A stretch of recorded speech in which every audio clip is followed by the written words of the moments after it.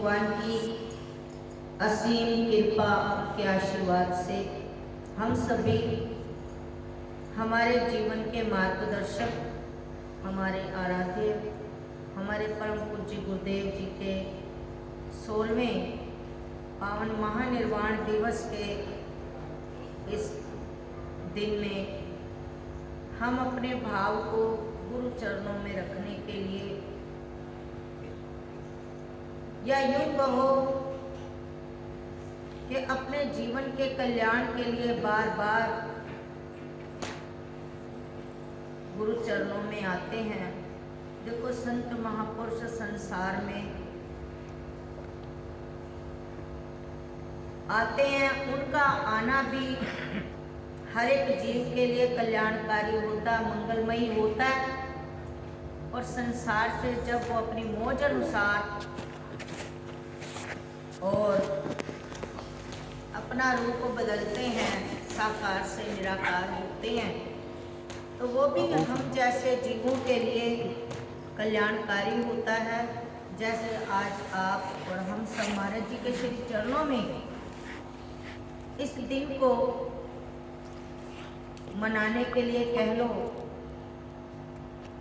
और चरणों में बैठे हुए हैं, उनके चरणों में बैठ करके आज हमें क्या मिल रहा है कि जो उन्होंने हमें अपना सदुपदेश दिया। सदुपदेश कौन सा? जीवन के कल्याण। और जीवन के कल्याण का जो उपदेश है, इस नाते से कि हम उनके शिष्य हैं, हम उनके बच्चे हैं। ये हमने अपने मन में एक विश्वास कर लिया कि जो उन्होंने हमें मंत्र दिया, उस दिन दिल के अंदर ये एक विश्वास हो गया कि मैं आज से इनका शिष्य हूँ, इनका मैं बच्चा हूँ और ये मेरे पिता हैं। संसार का व्यवहार भी एक विश्वास से ही चलता है। घर गृहस्थी के काम, व्यापार के काम विश्वास से चलते हैं। आप अपनी लड़के का कोई रिश्ता करने जाते हो, जहाँ पे आपको अपनी लड़की के लिए कोई घर-बार, परिवार, कोई लड़का, ऐसा मन में विश्वास हो जाता है कि आपकी लड़की को सुखी रख सकेगा,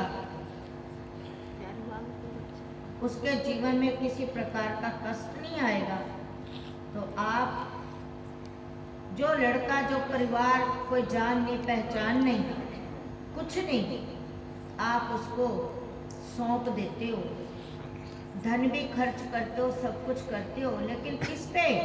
एक विश्वास पे जो दिख नहीं रहा। विश्वास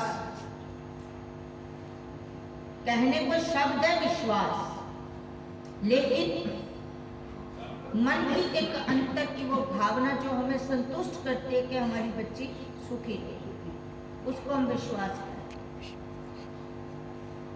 तो संसार का हर व्यवहार विश्वास से चलता है, भाव से चलता है। और यदि विश्वास ना हो, विश्वास टूट जाए तो सारे रिश्ते टूट जाए। और ये तो जीवन के कल्याण का मार्ग है, भक्ति का मार्ग है। यदि दुनिया का व्यवहार बिना विश्वास के नहीं चलता, तो भक्ति का मार्ग जब तक किसी शिष्य को अपने गुरुदेव के वचनों पर, अपने गुरुदेव के ऊपर विश्वास नहीं होता, तो उसके जीवन की भक्ति पूरी कभी नहीं होती, उसके जीवन का कभी कल्याण नहीं हो सकता, कभी नहीं हो सकता।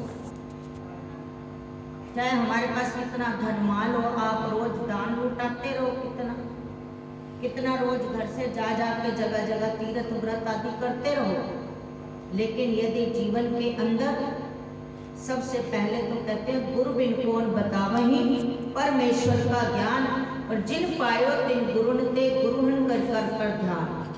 और ध्यान मूलम गुरु मूर्ति, पूजा मूलम गुरु पदम, और मंत्र मूलम गुरु वाक्यम, मोक्ष मूलम गुरु कृपा। कि गुरु की कृपा कब मिलती है? ध्यान मूलम गुरु मूर्ति के ध्यान का मूल क्या है? मूल कहते हैं जड़ को, मूल कहते हैं जड़ को। तो ध्यान का मूल क्या, उसकी जड़ क्या है? गुरु की मूरत। आप कहते हो गुरु की मूरत मन में ध्यान, गुरु का शब्द मंत्र मन। तो ध्यान का मूल क्या बताया? गुरु की मूरत। ध्यान मूलम गुरु मूर्ति, पूजा मूलम गुरु पद। अब ध्यान कब करोगे गुरु की मूर्ति का? जब मन में विश्वास होगा ना, तो गुरु पे विश्वास होगा, अंतर का कुछ जुड़ा हुआ होगा, तब तो उनकी मूर्ति मन में बसेगी। और यदि विश्वास ही नहीं है गुरु के ऊपर, खाली एक दुनियादारी के नाते से बहुत लोग ये सोच करके संत महापुरुषों के चरणों में जाके नाम ले लेते हैं या गुरु मंत्र ले लेते हैं, फिर करते तो है नहीं बैठ करके जीवन में। खाली एक ये है, एक कहावत लोगों की बनी हुई है कि गुरु करे बगैर जो है दान पुण्य नहीं लगता। केवल खाली इस मन के उसको बिठाने के लिए कि गुरु कर लिया हमने, दान पुण्य लग जाए। नाम ना जपते चाहे 2 मिनट भी रोज, जब किसी से पूछो भी रोज ध्यान पे बैठते हो, सिमरन पे बैठते हो, टाइम ही नहीं मिलता भाई जी। जब कभी 2-4 मिनट बैठ लेते हैं, तो फिर नाम क्यों लिया भाई, जब टाइम ही नहीं मिलना था। यदि दुनिया के कामों के लिए तुम्हारे को 100 बार टाइम मिलता है, तो जीवन के कल्याण के लिए क्या रोज 10, 15, 20 मिनट, आधा घंटे का टाइम नहीं निकाल सकते? लेकिन नहीं, क्योंकि हमने इस भक्ति के मार्ग को भी खेल समझ लिया। आज जो देखने में आता है गुरुमुखता का नाता, गुरु शिष्य का नाता भी लोगों ने तमाशा और खेल बना के रखा।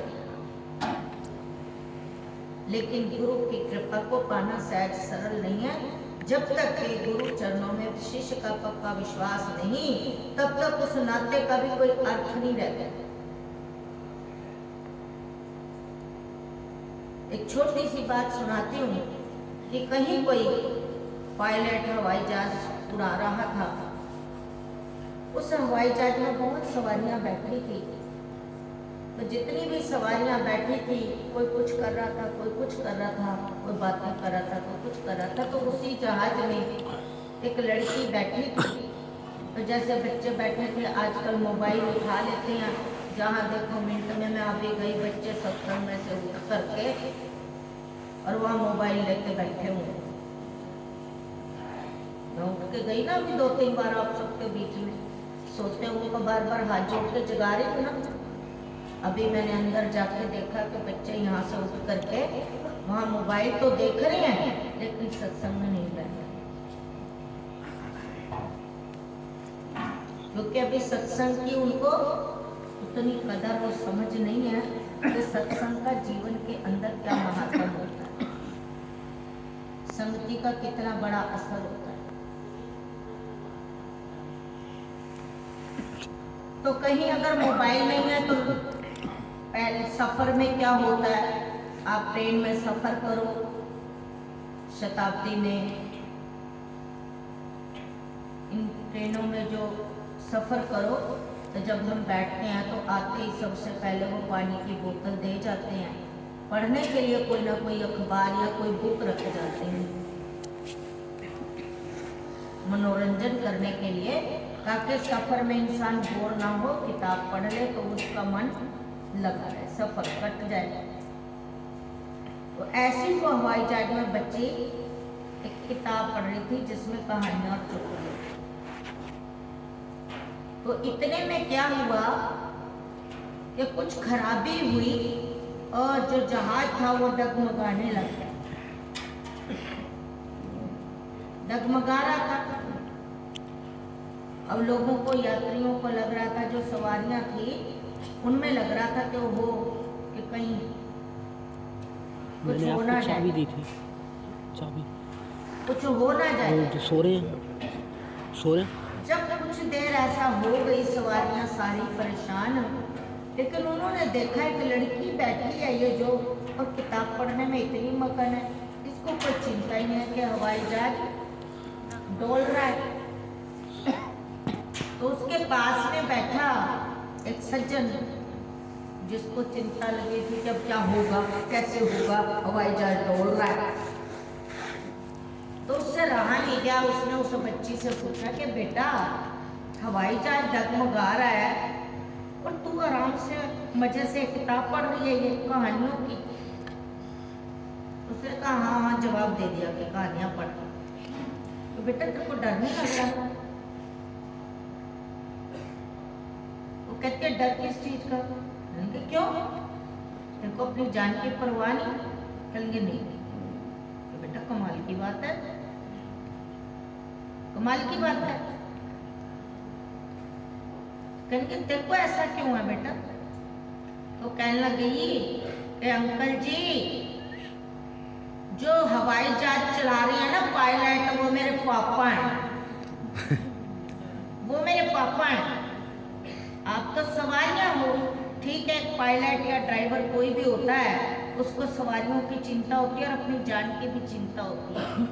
लेकिन ये रिश्ता ऐसा है, ये रिश्ता ऐसा है, मुझे ये मालूम है कि मेरे पापा हर हाल में, उनकी अपनी जान पे तो चाहे खेल जाएंगे, लेकिन मेरी जान जाने नहीं देंगे। उनको तुम्हारा सबका ख्याल हो या ना हो, लेकिन मेरा ख्याल उनको है, क्योंकि मैं उनके दिल में बसी हुई हूँ। मैं उनके दिल में बसी हुई हूँ। ये रिश्ता ही ऐसा है, वो मुझे हर हाल में बचाएंगे ही बचाएंगे। तो देवियों, यदि दुनियादारी का एक झूठा नाता है, जिसको हम कहते हैं दुनिया झूठी, दुनियादारी झूठी, लेकिन एक वो झूठा नाता यदि बाप और बेटी का, और उस बेटी को अपने पिता पे उस रिश्ते के नाते इतना विश्वास और भरोसा है कि ये जहाज को मतलब नष्ट नहीं होने देंगे, आखिरी दम तक बचाने की कोशिश करेंगे। क्योंकि इस जहाज में मैं बैठी हूँ, क्योंकि मैं उनकी बेटी हूँ,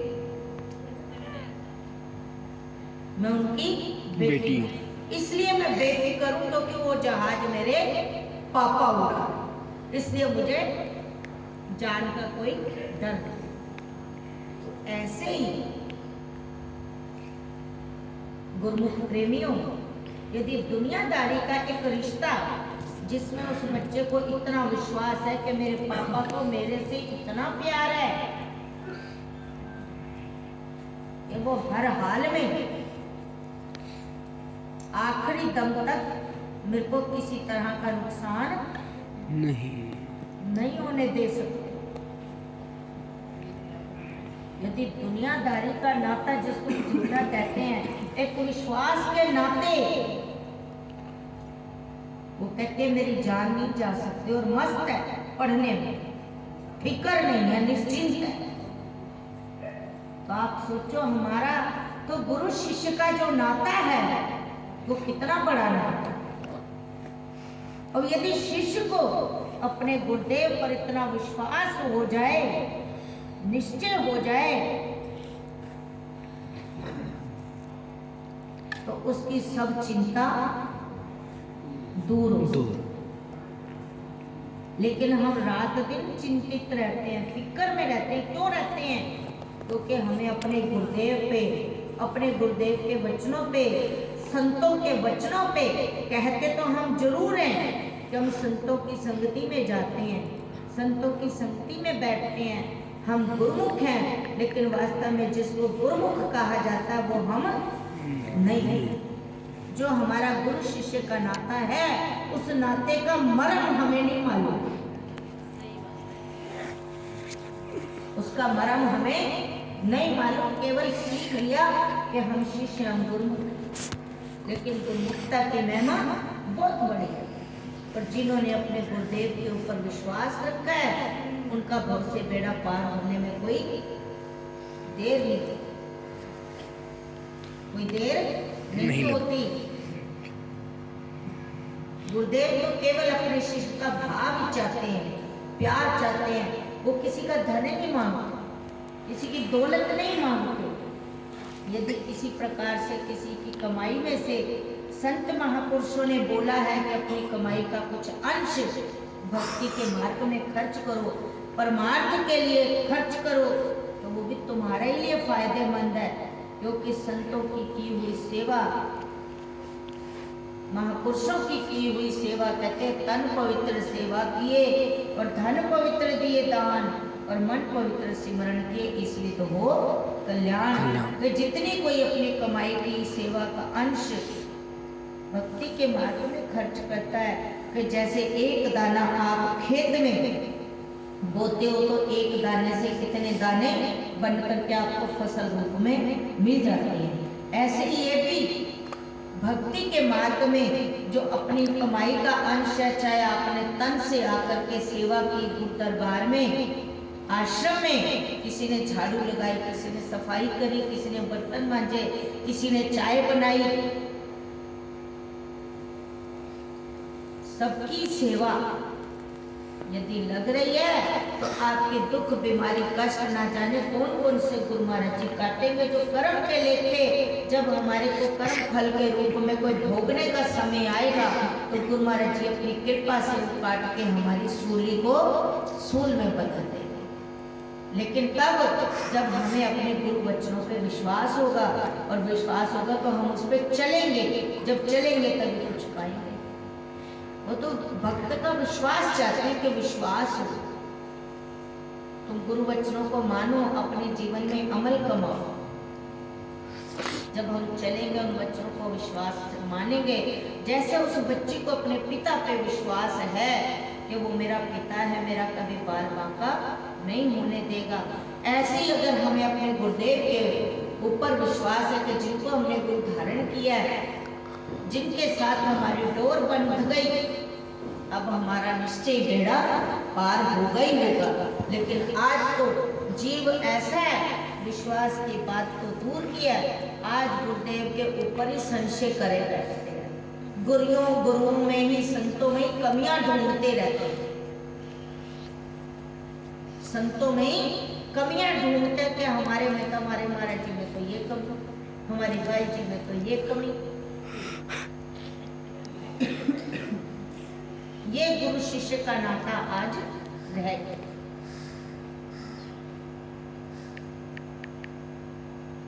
एक महापुरुष हुए, किसी उम्र में जब वो अपने गुरुदेव के चरणों में आए तो आश्रम में और भी बहुत सारे जने थे। गुरुदेव का व्यवहार हर शिष्य के साथ उसके कर्म फल के मुताबिक, जैसा जैसा वो पिछले जन्मों में कर्म करके आया है, उसके कर्म फल को कैसे काटना है, क्या किसको देना, उसके हिसाब से उसका बर्ताव होता है। हर एक शिष्य के साथ एक जैसा बर्ताव नहीं होता। किसका कैसा कर्म है, पिछले जन्मों का क्या प्रारब्ध है, उसको वो कैसे काटेंगे, जो उनकी मौज है वो वही जाने। एक जैसा बर्ताव नहीं होता उनका। किसी को वो प्यार देते हैं तो किसी को वो मार देते हैं, किसी को प्यार से समझाते हैं, किसी को झड़क दे के समझाते हैं, जो उनकी अपनी मौज हो। ऐसे ही तो और भी शिष्य रहते थे उनके दरबार में पहले से ही। तो एक और शिष्य आ गया, किसी की इस जन्म में अभी भक्ति शुरू हुई है, किसी के कई जन्म बीत गए भक्ति करते हुए, तो आज उसका बनने का मौका है। ये तो गुरु जानते हैं, ये तो महापुरुष जानते हैं, शिष्य नहीं जानता। किसी की आज शुरुआत की पहली सीढ़ी है और किसी की छत पे पहुंचने की आखिरी सीढ़ी है, ये तो गुरु जानते हैं। तो जब उनके दरबार में वो एक और शिष्य भी आया तो सबकी ड्यूटी लगी हुई थी सेवा की, तो उसकी भी ड्यूटी लगा दी गई, भाई तू जंगल से लकड़ियां लेके आएगा, चूल्हे में कहीं डाली जाएगी तो रोटी बनती है, लंगर प्रसादा बनता है। फिर ठीक है महाराज जी। अब वो इतने मन से सेवा करता था, लकड़ियां लेके आता था। कभी कभी क्या होता है, आश्रम में 4 जने होते हैं या संगत में ऐसा होता है कि कोई मन से सेवा करता है और कोई दिखावे के लिए करता है। कोई ईर्ष्या द्वेष को लेकर के करता है, कोई अभिमान को लेके करता है, कोई तेरी मेरी करके करता है, कोई एक दूसरे को नीचा दिखाने के लिए करता है। सेवा करते, नाम है सेवा, लेकिन सबके भाव अपने अपने। तो ऐसी वो जो शिष्य था बड़े मनोभाव से, समर्पण भाव से सेवा करता रहा। तो और जो शिष्य थे, जब सत्संग गुरुदेव करते थे तो कभी कभी उसकी तारीफ कर दिया करते थे, और जने भी कोई उसकी तारीफ करता था शिष्य का, कोई उसकी बुराई करता था। तो बड़े मन से सेवा करता था। गुरुदेव की तो सब पे नजर होती है, तो कभी कभी गुरुदेव कहते थे बड़े मन से सेवा करता है या कुछ। तो और जो शिष्य थे, कोई कोई उससे ईर्ष्या भी करने लगा, क्या वो हमारे बाद में आया हुआ, इसकी तो गुरु लोग तारीफ कर रही हैं, ये तो गुरु का बड़ा प्यारा हो रहा है, हमें इतने दिन हो गए आए थे, हम तो इतने साल के शिष्य महाराज जी के, ये तो अभी 4 साल से शिष्य बना, हमें 40 साल हो गए अब तक वो महाराज जी के चरणों में, और ये तो अभी 2 साल से ही है ना। तो महापुरुष तो अंतर्यामी होते हैं, बाकी 4 जने रहने वाले ठीक है, सुननी सबकी होती है संतों को, कोई कुछ कहता कोई कुछ कहता उसके लिए, पर लेकिन वो लगा रहता दिल से, कभी ये नहीं सोचता था कि मेरे को भाई कोई मेरे को कुछ मिले या मेरी कोई तारीफ करे। तो गुरुदेव ने सोचा जिसको पकाना होता है, गुरुदेव ने जिसको कुछ देना होता है तो उसका व्यवहार कुछ उसके साथ अलग भी हो जाता है और सख्तियां भी होने लगती हैं। जिसको गुरु ढिलाई दे देता है, यदि गलतियां करते हैं शिष्य और उनके लिए ढिलाई दे देते हैं महापुरुष, ज़्यादा कुछ कहते नहीं है, तो समझो उसके कल्याण में बहुत देर लगेगी। और जिसकी गलतियां पकड़ के या जिसकी बिना गलती के भी झिड़क देते हैं, बिना गलती के भी झिड़क देते हैं, और यदि कोई गलती हो तो उसके ऊपर सख्ती कर देते हैं, डांट देते हैं, मार देते हैं, समझो उसको कुछ देना चाहते हैं, उसको कुछ देना चाहते हैं। और लेकिन ये तो किसी किसी की समझ होती है कि जो गुरु को समझ में थोड़ा सा बैठाने की कोशिश करे तो कोई कोई बैठ करके गुरु के पास में भड़काते थे, तुम्हारा जीवन तो ऐसा हुआ ऐसा हुआ ऐसा, और उसको कोई परवाह नहीं थी, वो अपना टाइम से सेवा करता था और ज्यादा हिम्मत से सेवा करता था। और शिष्य तो सेवा करते, आराम भी करते, लेकिन उसको आराम की परवाह ना होती, वो तब तक आराम की चाह नहीं उसको थी जब तक बिल्कुल शरीर इतना ना हो जाए कि अब उससे चला ही नहीं जाता, तब वो बैठता।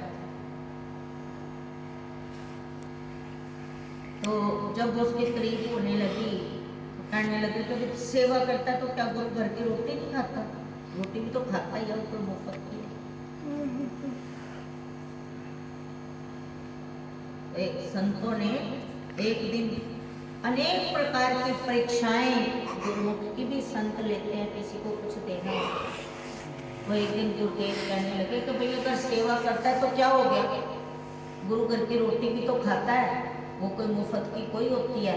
यही रोटी तुम बाहर घर में खाने जाओ तो सारा दिन जाके नौकरी करोगे, तब जाके घर में 2 रोटी खाओगे। बाहर भी तो मेहनत करते हो, यहाँ कर लोगे तो कौन बड़ी बात, कौन बड़ी बात है? तो उस शिष्य के कान में वो बात किसी ने जाके कह दी कि महाराज जी ऐसे कह रहे थे। अब यदि कुमति होती शिष्य में तो सोचता कह रहे गुरु हो क्या ऐसी बात कर रहे हैं, लेकिन नहीं, उसके अंदर सुमति थी। उसने सोचा गुरुदेव ने तो बिल्कुल ठीक कहा, मैं क्या सेवा करता हूँ, कुछ भी नहीं करता, क्योंकि जो अगर करता भी तो उसके बदले उतने की रोटी खा लेता हूँ, रोटी भी तो खा लेता हूँ, मेरी तो सेवा की कोई गिनती नहीं है। फिर बात तो बिल्कुल ठीक है। उस दिन से उसने लंगर की रोटी खानी बंद कर दी। अब वो सेवा तो करता, लेकिन जाके जंगल में पेड़ों के फल खाने शुरू कर दिए उसने। थोड़े दिन बाद पता लगा शिष्यों से और से कि महाराज जी ने पूछा भी आजकल क्या खा रहा भाई केला। महाराज जी आजकल जो है ना जंगल में जो फलों के पेड़ लग रहे हैं वो फल खा रहा है। महाराज जी रोटी का तलंगर में पता तो सारा कुछ लग जाता है। तो बात चलते चलते आई एक दिन गुरु लोग कहने लगे कि भाई फल खा रहा तो कौन सी बात है, फल कौन से सस्ते होते हैं, वो पेड़ भी तो गुरु दरबार के ही है। रोटी खा ले या फल खा ले, बात तो एक ही है। वो फल कौन से मुफ्त के अपने। तो चलो किसी ने वो भी बात जाके उसके कान में डाल दी थी। गुरु ऐसे कह रहे थे, ऐसे कह रहे थे। तो उसने दिल में सोचा बात तो बिल्कुल ठीक है। उस दिन से उसने फल भी छोड़ दी। उस दिन से क्या खाने लगा, पेड़ों के पत्ते, नरम नरम पत्ते खाने शुरू कर दिए। तो वो नरम नरम पत्ते खाता था। सेठ उसकी क्योंकि सेवा में समर्पण भाव था, निष्काम भाव से समर्पण भाव से सेवा करता था, अपने आप को ये सोच के कि मैं गुरु का शिष्य हूँ, मेरा जीवन का कल्याण सेवा से होगा। तो मस्त रहता था, तो पत्ते खाता था। तो एक दिन गुरुदेव के पास जब बात पहुंची तो गुरुदेव ने कहा कि वे पेड़ों के पत्ते खाता है तो क्या हुआ। तो पेड़ों के पत्ते तो गुरुदेव के जो हैं भाई वो भी तो बाग बगीचे के, जो हमारी गौशाला है वो तो गाय भैंसों के हिस्से का खाना है। आप देखो गन्ना, इस इलाके में गन्ना होता है तो गन्ने छिलते हैं, ऊपर की जो हरी हरी पत्ती होती है वो डंगरों को डालते हैं कि नहीं डालते, डालते हो नहीं डालते हैं। तो गुरु ने कहा वो तो हमारे डंगरों का हिस्सा है, वो भी खा जाता है। तो उसने सोचा वो गुरुदेव कह रही है।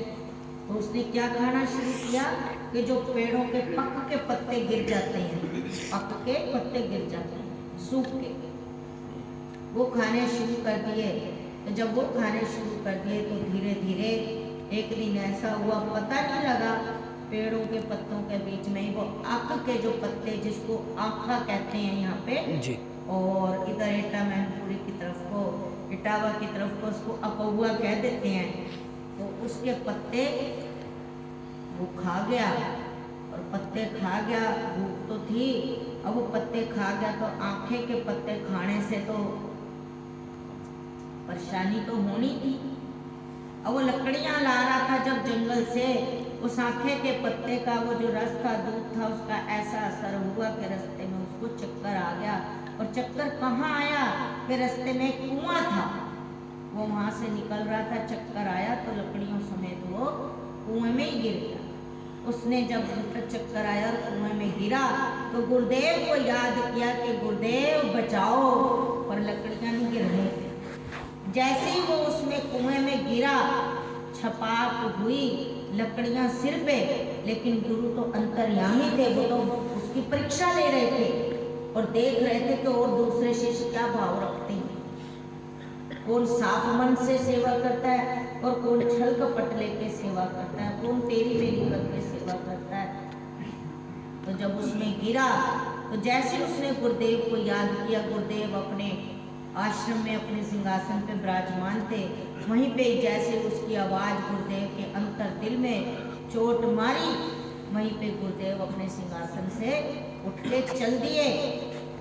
शिष्य का नाम लेके, शिष्य का नाम लेके, सत्संग के बीच में नहीं करते। क्या मैं खुले पहले तुम्हें सत्संग छोड़ के खुले दूँ? बताओ आप, रख दो बाद में दे, बीच में ऐसे नहीं करते सत्संग, छोड़ दो के दे, छोड़ दो। तो वहीं पे गुरुदेव अपने सिंहासन से उठे और दौड़ पड़े उस कुएं की तरफ को जहाँ शिष्य कुएं में गिरा पड़ा था। और दूसरे शिष्य भी भागे गुरुदेव के पीछे के, गुरुदेव वहाँ भागे जा रहे हैं। तो कहते हैं महाराज चप्पल तो पहनो कि नहीं, मेरा प्यारा शिष्य कुएं में गिरा। वहाँ गए, उस शिष्य को निकलवाया और गले से लगा लिया, छाती से लगा लिया और उसको प्यार दिया। उसी दिन अपनी गुरुगद्दी का उसको सबके बीच में बना दिया कि आज से अब ये मेरा आगे काम को चलाएगा, इसको मेरी भक्ति के मार्ग का आज से ये नाम करेगा। तो कहने का मतलब ये है कि गुरुदेव ने परीक्षा ली, इतनी सख्त परीक्षाएं दी हैं, तब आज जिन्होंने परीक्षाएं दी हैं, गुरु पे विश्वास रखा, गुरु के ऊपर संशय नहीं किया, मन नहीं डोला, और हमारे जैसे होते, यदि हमारे साथ हमारे महाराज जी ऐसा करते तो शायद हम पता नहीं 25 जगह जाके बुराई करते और शायद गुरु शिष्य का नाता ही खत्म कर लेते, नाता खत्म कर लेते, कभी दोबारा आश्रम में ना आते, और शायद पता नहीं कितनी जगह जा जा करके बुराइयां करते और कितना पाप दोष का भार अपने सिर पे रखते। लेकिन वो भी एक शिष्य था। तो हम अपने अंदर झांक के देखें कि हम कैसे हैं, क्या हम शिष्य या गुरुमुख कहलाने के योग्य हैं? हमारा भी इतना पक्का विश्वास गुरु वचनों पे अपने गुरुदेव के ऊपर है कि नहीं? यदि हम सत्संग में जाते हैं, कोई संत महापुरुषों की कथा कहानियां सुनती हैं, अब देखो आप ध्रुव और प्रहलाद की कथाएं सुनते हो, ध्रुव भगत या प्रहलाद भगत को देखो कितने कष्ट दिए। ध्रुव भगत जो था और उसको उसके पिता की गोदी में से हटा करके और दूर कर दिया उसकी दूसरी माता।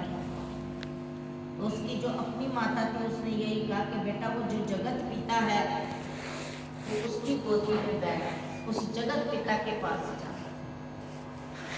पूछा कहाँ मिलेगा, तो वो जंगल में मिलेगा। चला गया माँ के कहने से। वहाँ नारद जी मिले। एक छोटे से बच्चे का विश्वास ही तो था कि जंगल में जगत पिता मिलेंगे, उसकी गोदी में बैठूंगा, विश्वास ही तो था। तो भगवान को वो मतलब उसकी भावना को देखते हुए नारद जी को भेजना पड़ा और नारद जी से उसको मार्गदर्शन दिलवाया, रास्ता दिखवाया। और देखो नारद जी के वचनों पे विश्वास करके उसने भक्ति की कमाई की और आज उसी ध्रुव भक्त का कितना बड़ा नाम है संसार के अंदर। जब आसमान में जो हवाई जहाज चलते हैं, यदि कहीं रास्ता भटक जाते हैं रात को, तो उसी ध्रुव तारे को देख करके उनको रास्ते की पहचान आ जाती है कि ये कौन सी दिशा में हवाई जहाज हमारा है, केवल ध्रुव तारे को देख करके। और सिस्टम फेल हो जाए, लेकिन जो ध्रुव तारा है उसको देख करके हवाई जहाज भी अपना रास्ता ठीक कर दे। तो कितनी बड़ी महिमा है इसकी, गुरु वचनों पे विश्वास करके चलने का। तो हम अपने अंदर झांक के देखें कि हमारा विश्वास कैसा है। गुरुदेव कुछ नहीं मांगते हमसे, वो कहते हैं यदि तुमने हमसे नाता बना लिया है तो उसमें कम से कम अपने मन को पक्का रखो, वचनों पर विश्वास करके चलोगे तो कुछ पालोगे, और नहीं तो खाली के खाली रह जाओगे। तो इसलिए जो हमें अपने गुरुदेव पे विश्वास करके अपने जीवन को चलाना चाहिए। वो हमारे से कुछ नहीं मांगते, प्यार ही मांगते हैं कि प्यार बना रहे। मैं भजन बोलती हूँ, आप सब मेरा साथ